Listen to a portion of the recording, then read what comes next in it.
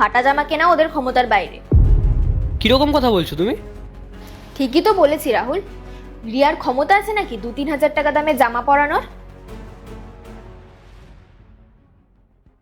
কিন্তু আরে রাহুল তুমি ছাড়ো তো। দেখো জামাটা কত ভালো লাগছে ওর ওপর। দিদি, দাদা, আমরা আসছি।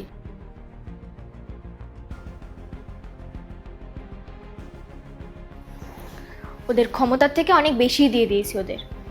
আরো কিছু পুরনো জামা কাপড় রাখা আছে, কাউকে দেওয়ার হলে দিয়ে দিও।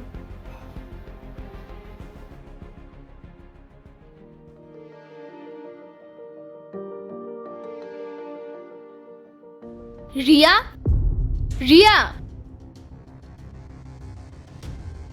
হ্যাঁ দিদি।